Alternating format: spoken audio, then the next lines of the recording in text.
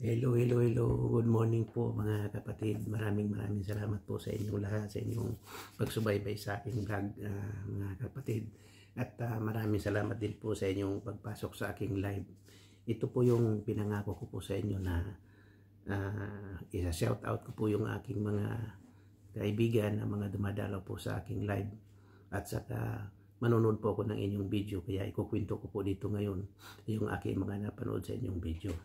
At isa-shoutout ko na po. Kasama una-una, isa-shout ko muna kayo pagkatapos kukwento ko po kung ano yung mga napanood ko sa inyong video. Okay po. Ito po yung ang una po natin napuntahan, si Inday Lacy. Shoutout sa iyo, Inday Lacy. At ang pamagat po nung yung video na akin napanood ay Learning How to Cut Hair. Mag-aral daw kung paano magputol ng buhok.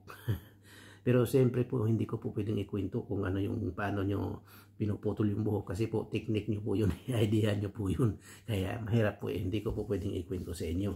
Kaya ayan po ang aking napanood sa inyong video. Ayan po. At ang kasunod po nating napuntahan Estila and Family. Estila and Family po hindi ko po napanood ang kanyang mga video kasi po hindi ko po makita ang kanyang pero i-shout out na rin po kita, Estila and the Family. Maraming salamat po sa iyong pagdalaw sa aking live. At ang kasunod po si Rinaldo Conado. At ang pamagat po ng kanyang video ay OFW, pangarap sa anak, pangarap sa ama. Pangarap, ang ibig sabihin po pangarap ng anak, pangarap din po ng ama. Kaya po tuwang-tuwa po ako sa kanyang video. Maganda po ang kanyang kung ano po yung kanyang mga ano po ba ang napanood ko po doon sa kanyang mga gumagawa po sila ng construction building po. Gumagawa po sila ng building. Parang sako po ito ng Saudi Arabia, pero hindi ko po alam kung saan lugar sa Saudi. Pero parang ano po ganun po ang tingin ko doon sa lugar kung saan siya nandun. Ayun po. At ang kasunod ko pong napuntahan ay si Julian Cuyo. Shout out din sa iyo, Julian. Shout out din kay Rico Nado. Yun doon po sa video po ni Julian, ang aking pong nakita kumukuha po sila ng tubig sa truck ng bumbero. Parang ang hirap po yata ng tubig kasi dahil nga sa El Nino o tagtuyot dyan sa Pinas, mahirap po ang tubig. Kumukuha po sila ng tubig doon sa truck. Marami po sila, parang hirap po ng tubig doon sa lugar nila. Kaya ayan po ang ating napanood sa video ni Julian Cuyo. Salamat sa iyo, Julian, at shout out sa iyo. Ang kasunod po si Maring Kababayan. Si Maring Kababayan po, ang pamagat po ng kanyang video ay The 214 Step of Chocolate Hills in Bohol. Ganda po kasi ng Chocolate Hills in Bohol. Nung pong grade school pa lang po ako, elementary po, nakikita ko po yung nasa history po natin yan yung Chocolate Mountain in Bohol. Tinuturo po yung sinasabi po ng teacher yan noon na kung gaano po kaganda yung Chocolate Mountain sa Bohol. Kaya yan, nakamuti po, nakarating na po sila doon. Ako po, gusto ko po makarating doon. One time, sana po pag nagkapera. At papasyal po tayo dyan sa lugar na yan. At magandang shout out din po sa iyo, Maring Kababayan, sa iyong pinakita sa iyong video. Nakaka-inspired po yung nakita po natin. At yun po ang ating nakita sa video ni Maring Kababayan. Chocolate Hills in Bohol po. Ang kasunod po si Joseph Pink. Si Joseph Pink po ang ating napanood sa kanya. Ang pamagat po ng kanyang video ay may memories during Manila time. May memories during Manila time. Siguro po naman siya sa Manila. Di ko po alam kung taga-saan ito si Joseph Pink. Pero ayun po ang kanyang pamagat ng kanyang video. Ayun po, namamasyal po sila sa Maynila, pa-window-window shopping, patingin-tingin. Marami po siyang mga kasama o ilan-ilan po sila na namamasyal sa Maynila. Kaya happy po sila, masaya po sila. Ayan po ang napanood natin sa Joseph Pink channel po. Ang kasunod ko pong napuntahan ay si The Shield Couple. The Shield Couple ay nasa po ito, nasa Singapore po siya. Ang pamagat po nung kanya, ang title po nung kanyang video ay Sensory Light in Sentosa, Singapore. Opo, Sensory Light in Sentosa, Singapore. Ganda po nung ganda po nung kanyang video. Ang ganda po ng view. Tuwan-tuwa, sabi nga po, kung may pera lang ako, lahat po ng magagandang lugar, pasyalan po natin. Para ma-experience po natin. Kaganda po ng lugar doon sa Singapore.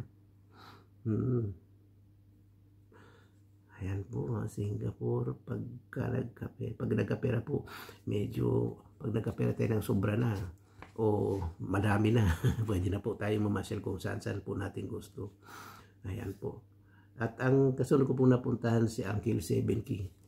Si Uncle 7K po, medyo marami-rami po lugar na kanyang pinapakita. Napunta po siya ng Stockholm, Sweden.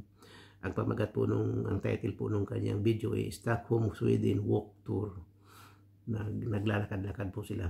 Ayan po. Ganda po ng mga lugar na kanya napuntahan. Parang, kasi magkakalapit po na, kasi parang sa tingin ko po, nasa ano po ito, nasa Finland po ito si Uncle 7K.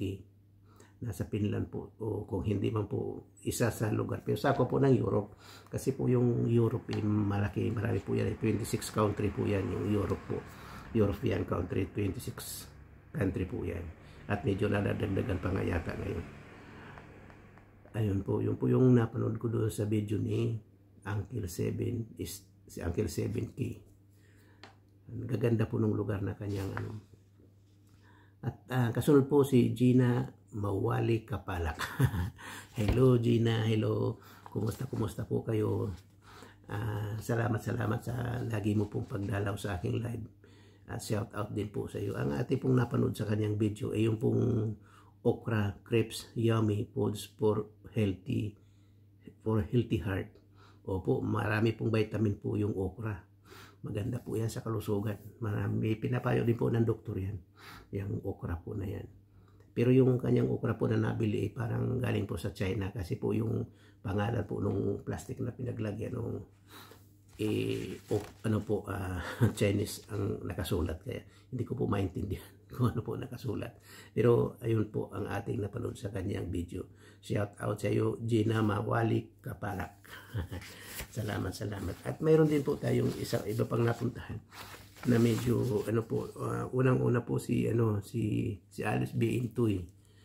Yan, maganda rin po yung kanyang video, parang educated din po kasi ang kanya pong nandun po sa kanyang video yung pong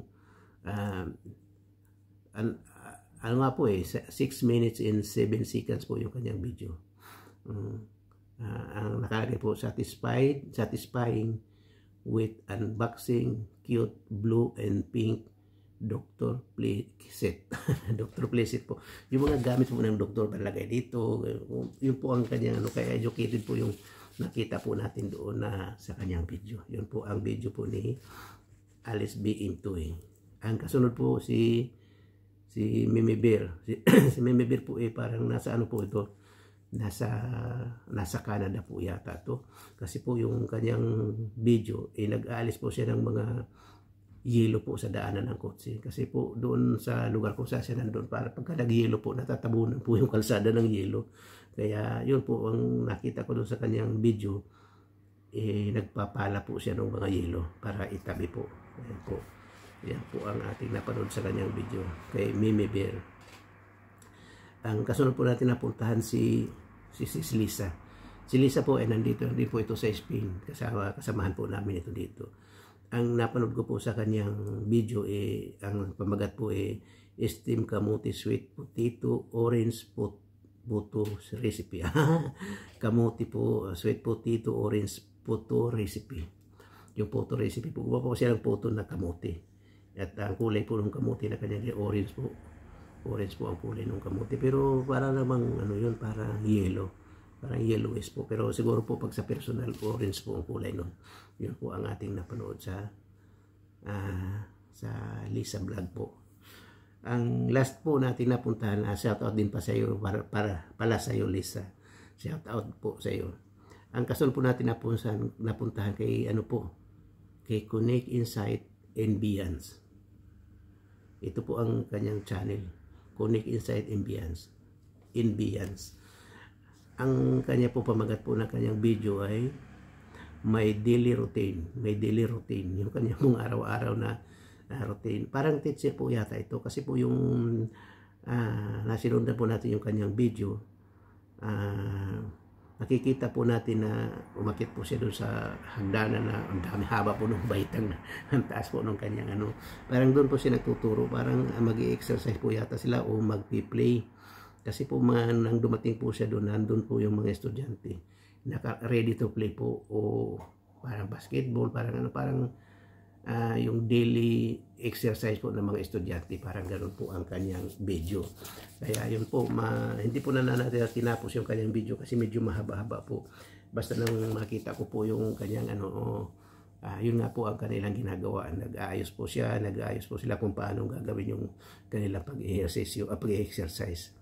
Ayan po ang ating sa susunod po, ganun na naman natin gagawin. Kung mayroon po kayong gustong ipa-shoutout, i-comment niyo lang po sa video ito, i-comment niyo po sa baba at isa-shoutout po natin. I-mention niyo lang po kung saan lugar at kung anong pangalan na buo para mapasyaran ko po yung inyong ipapa-shoutout. Mapasyaran ko po muna at makita ko po yung mga video natin gagawin para may kwento ko po, para yung magkapanood sa video masabi po nila na talagang nagpunta po ako sa bahay ng inyong pinapa-shoutout. Kaya ayan po, hanggang sa muli po, maraming salamat. Huwag po kayo magsawang dumalaw sa aking live. Kasi po kapag dumalaw po kayo po ang susunod na may isa-shoutout po natin. Ayan po mga kapatid. Maraming salamat po. Bye-bye po. Thank you po.